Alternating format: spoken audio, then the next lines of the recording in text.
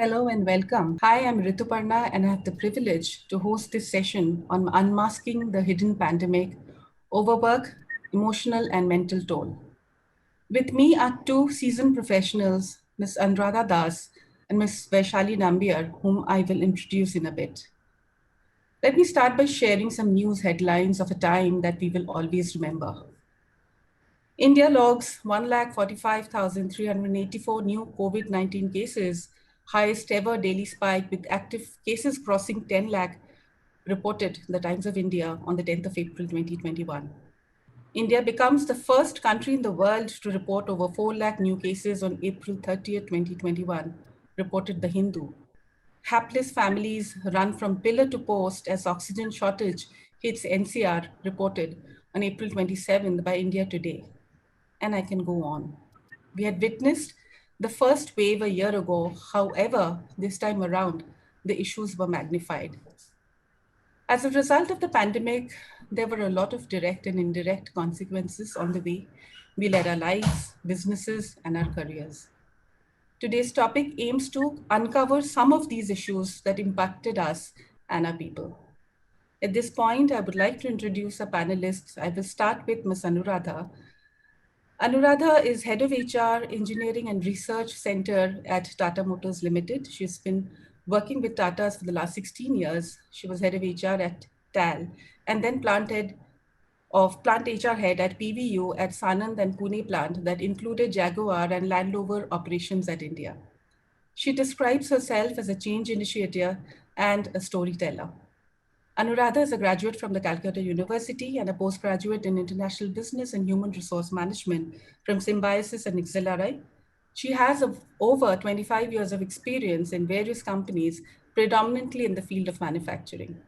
Her key responsibilities include managing all facets of human resource management.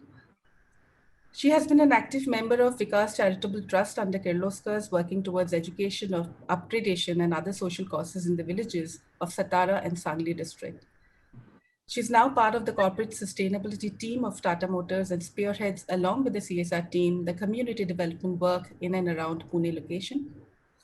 A lot of her work also includes work in the area of diversity and inclusion, TCOC, Corporate Sustainability, Affirmative Action Initiative, and she's also an external assessor of Tata Business Excellence Model.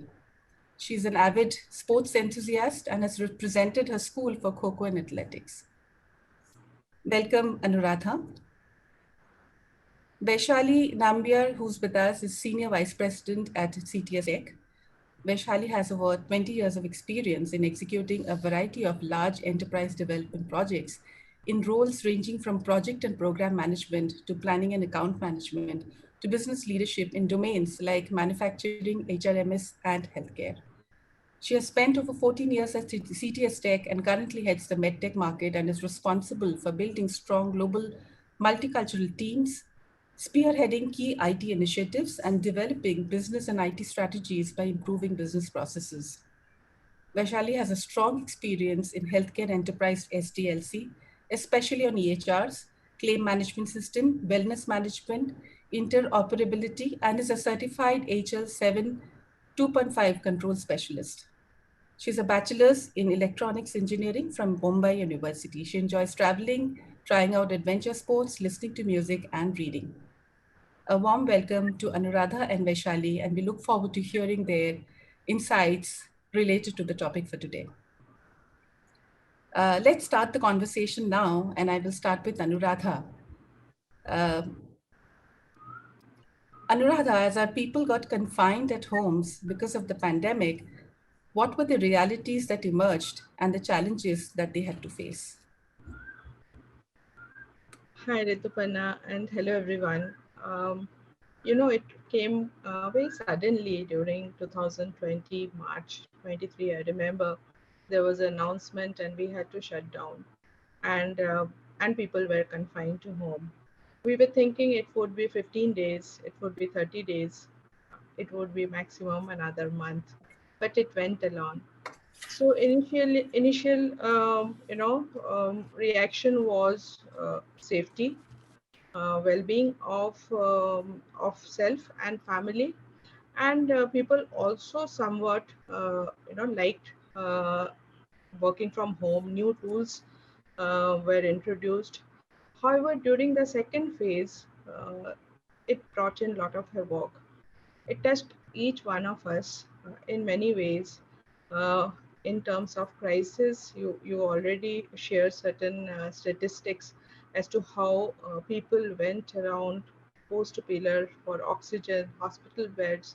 There were bereavements in the family, so it was too much to handle, and there was a lot of emotional um, you know drainage, I would say. So during throughout this time, as an organization, we work on first on wellness of people, and then also we put up a business continuity plan so that our business goes, and the overall life cycle of employees is also secured in many ways, and the motivations are secured. So we had to keep in one hand the government regulation, the SOP towards wellness, and business continuity. And we try to balance people's emotions, people's well-being through a very innovative and different way by introducing a hybrid model of working. And so far, we have had a good progress on the business side and also on the wellness of the people. But yes, I acknowledge that there has been a emotional drainage, and we need to work towards this wellness going forward. Um, Anuradha, if you could share a bit of, difficulties that people faced and how did they really come to terms with what was happening? If there's anything particularly that you could share. Well, I would like to share, one case without saying the name, and it was a little sad case, and we from HR we see them very closely.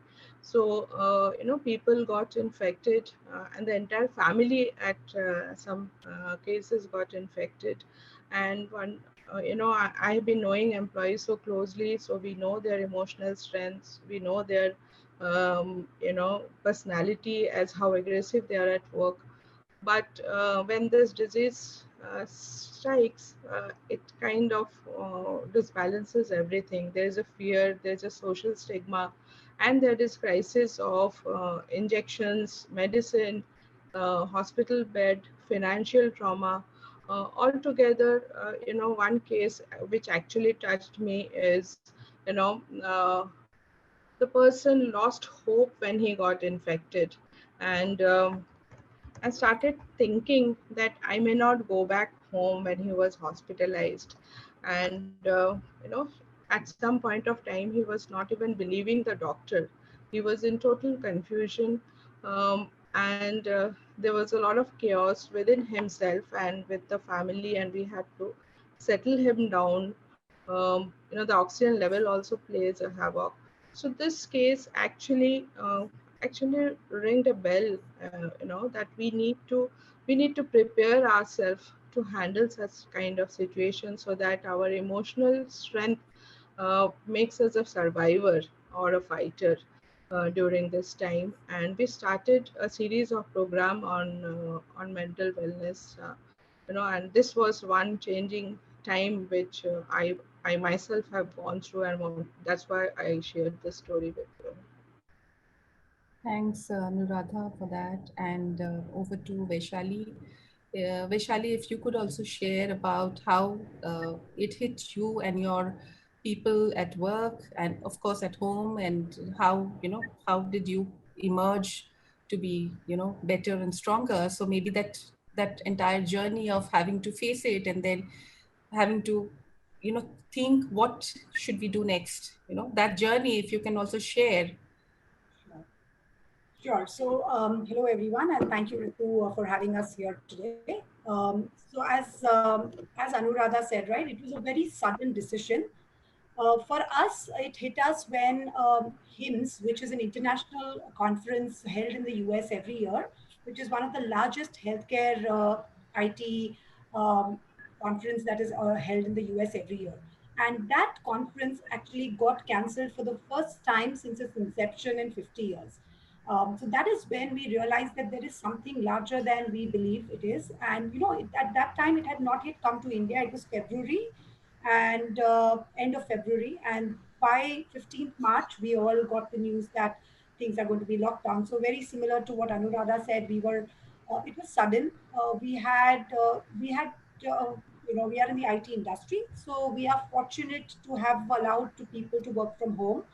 But that also took a lot of effort in terms of logistics and getting people to reach their either their hometowns, because a lot of people did not want to continue in their houses because they were in rental places in Mumbai. They couldn't get their desktops home, their laptops home. So we had to figure out how we are going to ship those things, how we are going to have people work from there. We have in our world, we have a big challenge of information security, and we had to ensure from a business perspective how that happens. So that is on the business side.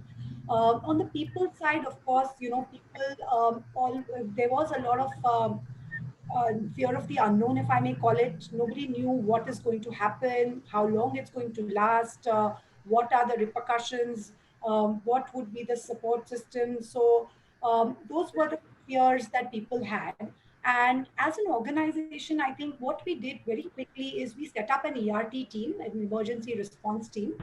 The team was responsible to just listen into people's cases if anybody was tested positive, if any of the family members were tested positive. And we started collecting information because nobody had information. What is going to happen? How is it going to work? And as Anuradha said, the first case that struck me was on my team. There was and he's a direct reportee of mine, so he was as part of my team. His father and he got infected. So this gentleman and his father, they both got infected and were hospitalized. And that is the first time we realized that, oh my God, this can be really dangerous. And he was young; he was not very old. So obviously, you feel, you kind of feel the sense of fear. And that is when he started sharing his photos from the hospital and said that this is the condition, he's on oxygen and ventilator and all of that. So which is when we again, kind of, that was an input to our ERT team that these are real possibilities. These are the challenges that people face. And unfortunately, his father, of course, succumbed to the disease, but he survived. And ever he was always, of course, become a very integral part of our committees to ensure that people have the right support when they need it. So this was in the first wave, and then the second wave, of course, was a lot more difficult, because in the first wave there were other challenges like domestic help not available. Um, there is a sudden I mean, scarcity of resources. People online shopping was not as easy. Groceries were not available. So all those were the first phase challenges, which people kind of managed.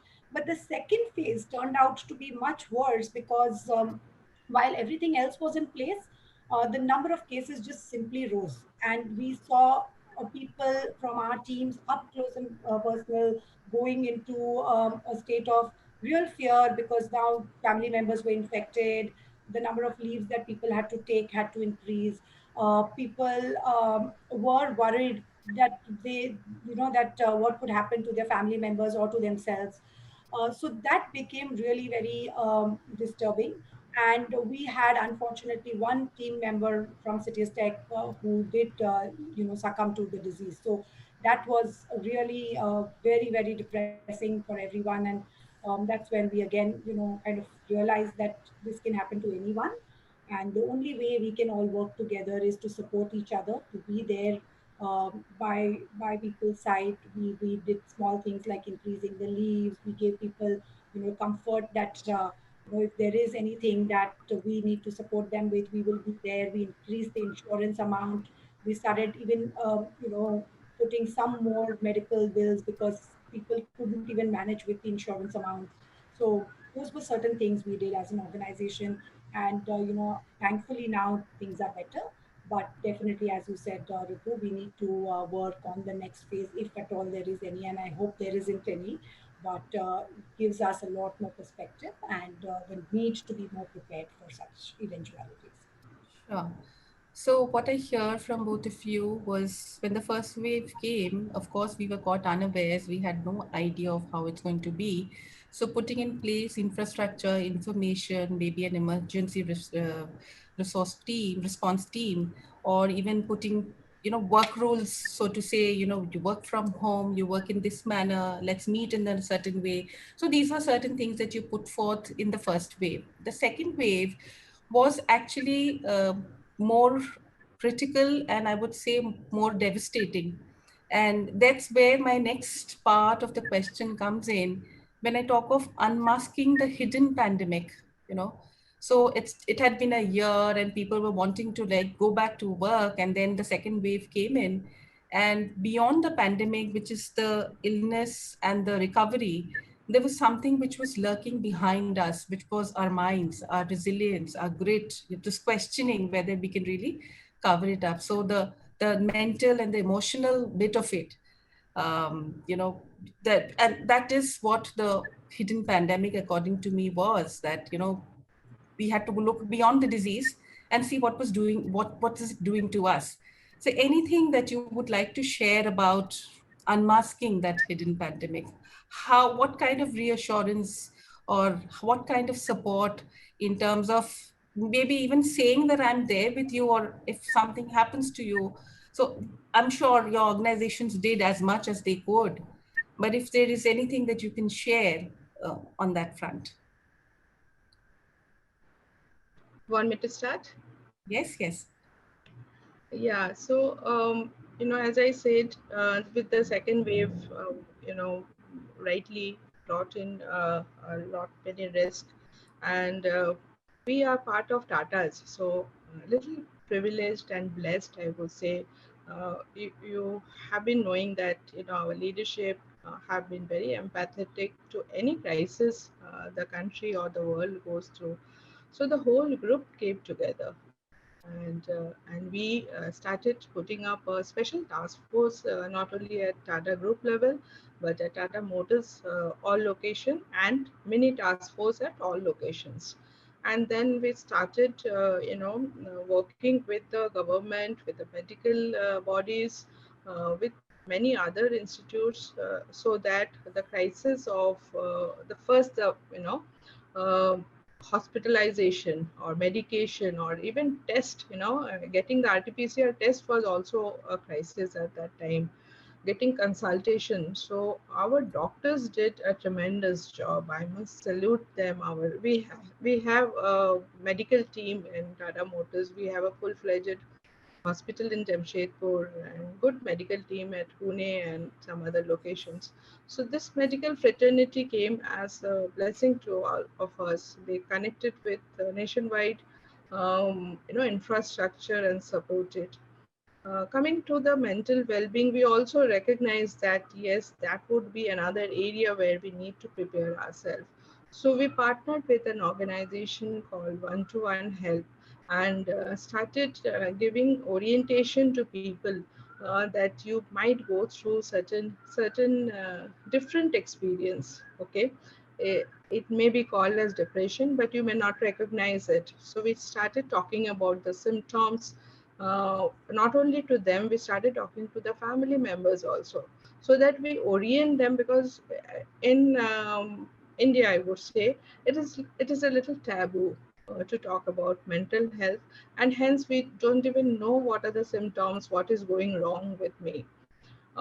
So we started educating people, and then encouraging people to come for taking help.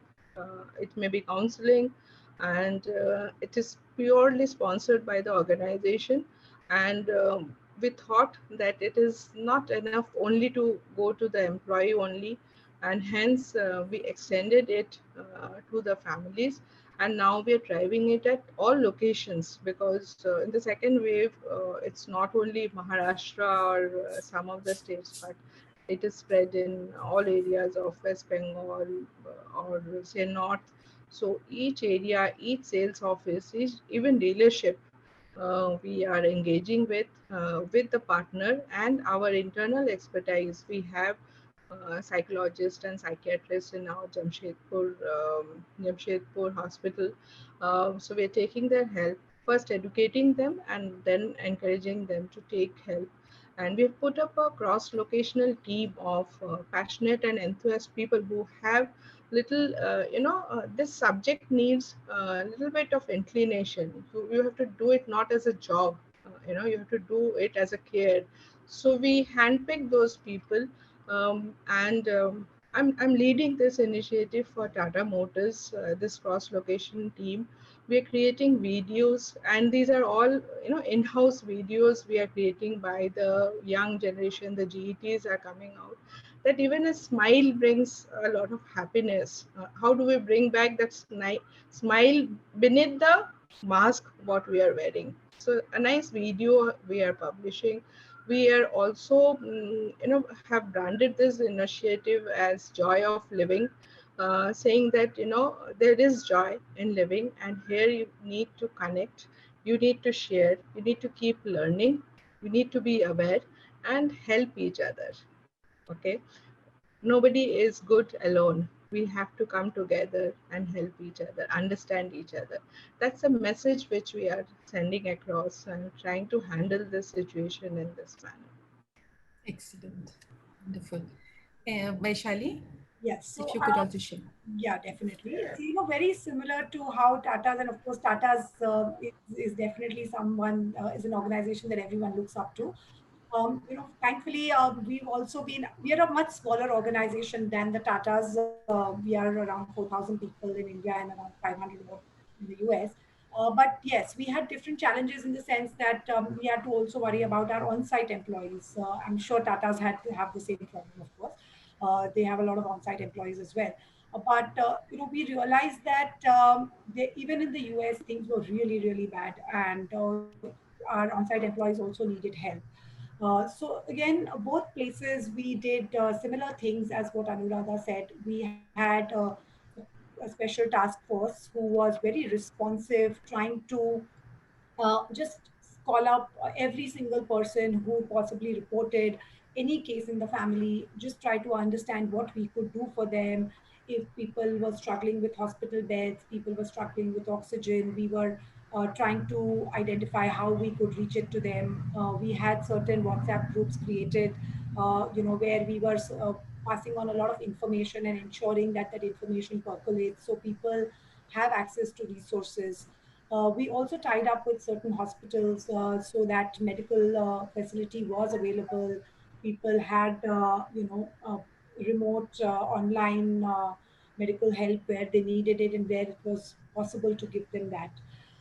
We also did small other initiatives like keeping employees engaged. So we had a lot of motivational speakers speaking on different topics. People trying to talk about how they survived certain distress situations in their lives. So a lot of those things we did as part of our initiatives that we took as an organization. Also, from a psychological perspective, the one thing which we kind of tried to do very diligently was just talking to people. So we had multiple sessions, whether it was casual coffee sessions with the leadership teams, or whether it was our CEO addressing the organization every month or so, our CEO talking to different groups in different locations. We did a lot of that to just keep the connection, to talk to people about nothing to do with the pandemic, more just casual talk. What is happening, what can we do to help you, is there anything that's exciting in your lives, even the fun aspect, because people had, like she said, the joy of living is very important to realize, and the smile behind the mask is necessary. So we just wanted to make sure that people were smiling, people were trying to not get depressed, because the news and the headlines that you called out were just few and there were so many more, right? And those were actually getting too much for people to handle at certain points, and especially those whose family members were ill. They were actually not able to take this well, and there were some people whose kids were also infected. So for them, it became very, very depressing. It became very scary, and they had to also be managed. So we used to kind of make sure that we are talking to them, ensuring that the children, if they need any pediatric help, they need any hospitalization, we were ready to provide that quickly. Then we also posted a few videos of people who had survived, and we have an internal platform called Yammer, where we started putting a lot of those things, so people knew where they could reach out. People knew that it is possible to survive. It is People knew that there is it's just a phase and it will go by. So there were small things that we all did, and whether it is enough or not, I mean, there's no answer to that, but I think that there was an effort that was really made. And across the organization, people just stood by each other and did everything that they did to support, not put any pressure on folks. So those were things. And we also saw very similar support from our customers. So that was very, very touching. All of our customers, I mean, very senior leadership from our customers called us, and most of our clients are in the US. So obviously they had passed this pandemic. They were vaccinated before us. They were not in the same situation as we were, but they all offered help. They all said that they were okay if deadlines were not met, if things had to be managed differently. So that support was also very, very overwhelming. And I think that reached the people. People understood that there is always going to be some support, and it's not the end of life. So that was a very positive. I think, I mean, from what I heard from the two of you, if I have to really sum it up in terms of a few words that emerged out of this, one was, of course, care and concern. Another was the fact that there was so much of commitment by people who held these task forces, put people together, managed, spoke, communication, and then probably the connection that you spoke about of being connected all the time, being able to reassure, being able to stand up and say that we are there for you. So I think great learnings from all of this, from what you've shared so far, and makes us feel that we can take things head on if all of these are put in place and put at the right time. So great sharing there. Let me now steer towards a little bit of learning from this pandemic. What is it that we've learned? And if there is there a silver lining to this? So let's talk a little about what do you think are the good things that happened, and what is it that we would probably not go back doing again? So Anuradha, I'll start with you. Okay, well, this topic is very close to me because I'm an environment enthusiast also. So if you're talking about silver lining, I felt we have reduced carbon footprint tremendously, and I hear a lot of birds today. I see a lot of greenery around. So we have been doing a lot of things which is actually not required to be done. Okay, like today we are meeting over a video conferencing, and that would be telecast, and it is all possible, and I think it's all very effective as well. Okay, in the past we would have burned many liters of fuel to do this, electricity and everything, um, and time also. So the silver lining is we have learned the new way of working, new way of performing ourselves, new way of respecting the environment around us, um, and also take care of our family. Everybody has gone through that vulnerability, either themselves or their family or there's somebody known. So we've learned that immunity is very important. Okay, so things which probably we were not doing so much, like yoga, like having a kara, using all homemade um, ingredients. I think these basic things, we have gone back to the basic, and this is sustainable. Okay, so I think these are some of the silver lining. And being a woman, I would also like to say that yes, all my women colleagues have gone through a lot of hardship during this time, because it was not easy for everyone. It may be for both the parents, but Ideally, in our society, the responsibility of the home and the child is on the woman. And I think this opportunity has given them the learning how to handle both very efficiently, and also given the opportunity to the organization to say, hey, work from home is possible. Okay, because we at as manufacturing organization never felt good that you can work from a distant, or a virtual working is possible. Yes, some of the roles like production line or quality check or testing requires people to be at the workplace. But this pandemic has taught us that we can have a good mix of all this thing, and we all can live with this and flourish in this, depending on what role we play. um, and hence, I think tomorrow's workforce will be more inclusive. There'll be more opportunities for handicapped, for women, for any gender, for people whom we call gig workforce. Like I can have a global workforce also, working from anywhere for a technology which probably I don't have in India. So this thought process has started, and the pandemic has taught us all this in a very practical way. So I'm thankful for this. Out of all this oddness, that's my optimism, I would say. Wonderful. Yes, true. Vaishali. Yeah, so I think, like Anuradha said, women, I think they were super women actually in this time. They proved that they did beyond what they could otherwise do. The good thing is even men were very supportive. People did things which they never did before. Whether it is household chores, whether it is being with the children, um, families, especially people with young children, had an opportunity to be with their kids, spend that time which otherwise they would have never spent, going to office, coming back after a long day, and then just running that same chore again and again. So I think they got to see their children growing. I think that was really wonderful. um, of course, it's only for those people where there was some facility. I know that there were many who went through a very, very tough time, because managing children, especially very young ones, is not always very easy. But nonetheless, I think there was a little better bond created, which would have otherwise not happened. Women came back to work. So a lot of IT companies did a back to work initiative, which really turned out very, very positive. A lot of women who did not otherwise work went back to work. In fact, I just heard that yesterday, and I said this would be a very good talking point for today.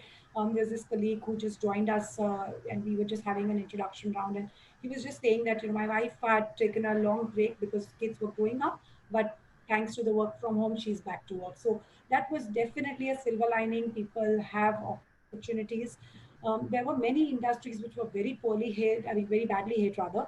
But there were industries like ours where business has grown multifold. Um, because technology adoption became a new normal, a real thing. And a lot of projects that were planned for a longer period of time became the immediate need of the hour, and therefore the workforce kind of got moved on to that. So we saw that happening, and thereby a lot of learning and a lot of upskilling of talent, at least in our industry for sure. I'm sure it happened across, because even if you look at teachers who were not technology savvy are today able to use devices and teach their kids. Students who otherwise never thought of were learning from home are doing it. Distance learning became a reality. And the most important thing, as Anuradha said, right, the traffic, the pollution, it's definitely gone down.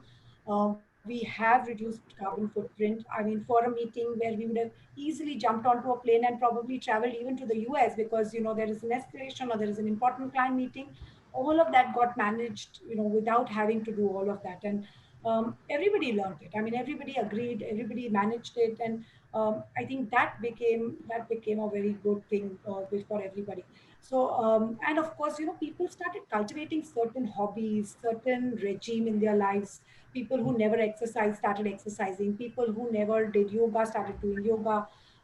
People having started having tadas, and it was not any one strata in the society, whether it was our domestic help or whether it is the CEO of a company. Everybody did almost the same things when it came to building immunity and keeping themselves fit in this situation. So these were really good things. I hope that we are able to continue these even in the future.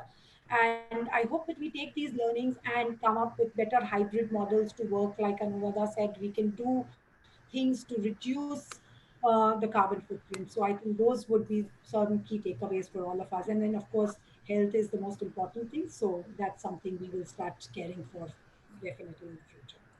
Absolutely. And as they say, that with every problem, there lies an opportunity. So that opportunity is waiting to be grabbed all the time. So what you shared made me remember that. And of course, to remember that we can't take things for granted. There are a lot of things that need to be taken seriously, and we must. So as I move towards the end, almost the end of the session, I need to hear recommendations from you on two parts. One is how do we ensure that we learn from the past and we are prepared in case there is a surge that happens again. That's my first part. The second part is aligning with the new world. A lot of it you mentioned has been aligned already, and the business need as well as the employee need has been balanced. So taking that forward, if there is any recommendation that you have that you would want to share, which has probably not happened but can happen in the future, I think that will probably give us the entire perspective of how we've looked at this and how we can look at it going forward.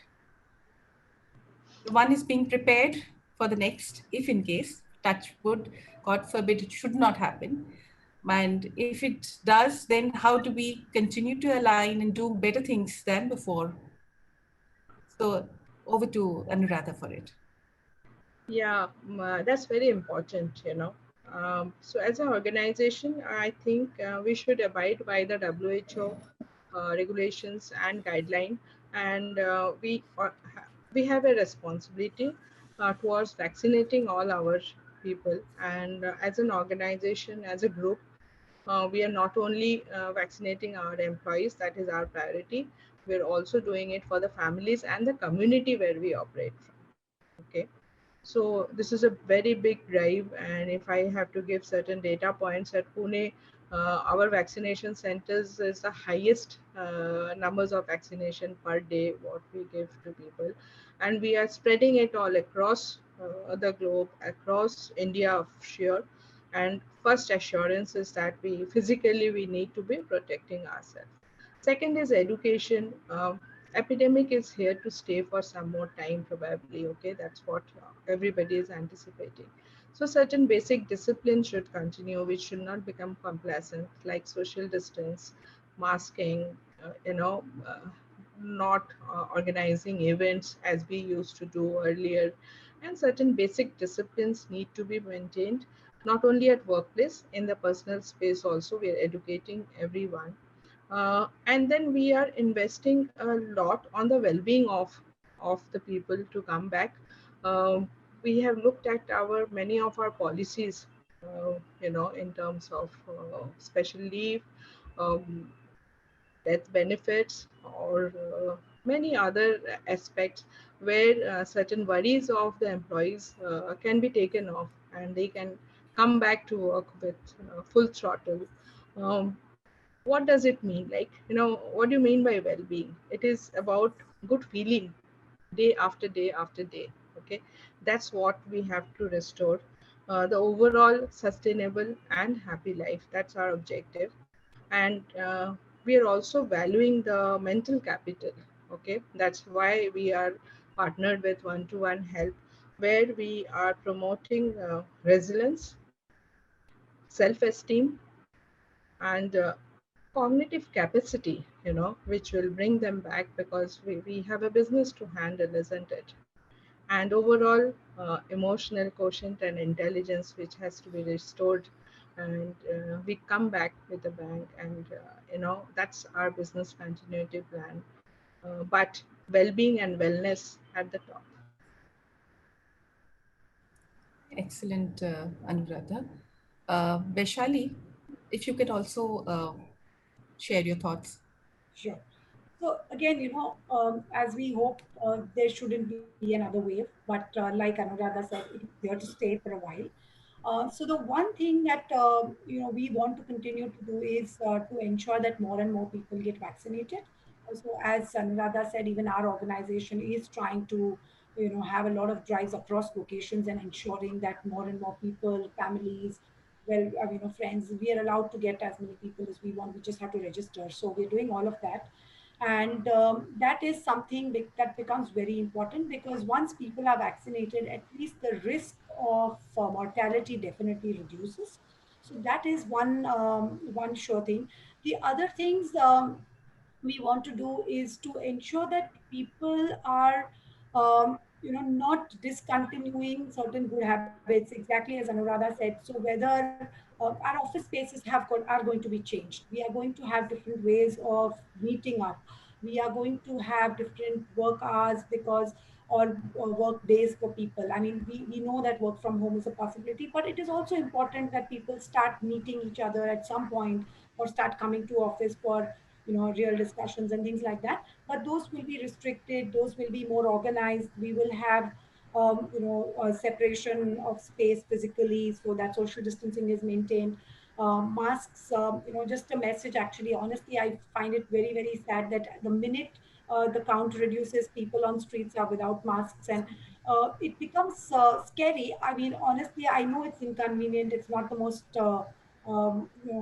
very happy feeling to wear a mask and walk around, but I don't see why people don't realize the threat after the second surge, at least, because if people do not take care of themselves, the personal hygiene, then it's going to become difficult as a society to meet each other or to do anything. So as to the extent that people are aware, and if we can keep continuously educating people, educating children, educating everybody around us, whether it is people who are from the lower strata also, if we can just keep on reinforcing certain things, right, that makes it very easy to manage this. Hopefully we will not be in a state where we will have such crazy numbers again.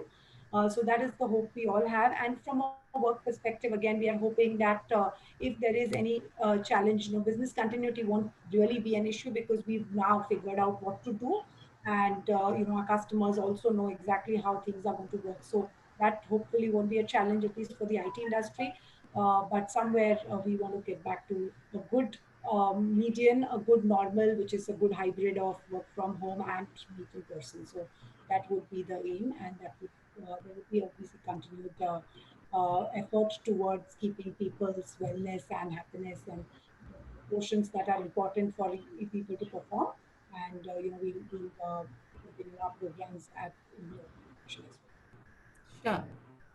Um, so, I mean, as I conclude this session, I must also share how heartening it is to find the way the community and the world have risen to the occasion and collaborated during this crisis, with the reassurance that we are in it together. So we will continue to strive and balance the support that is commensurate with the circumstance. There are many tales of resilience and grit by individuals and organizations, and there will be no dearth of it either in the future.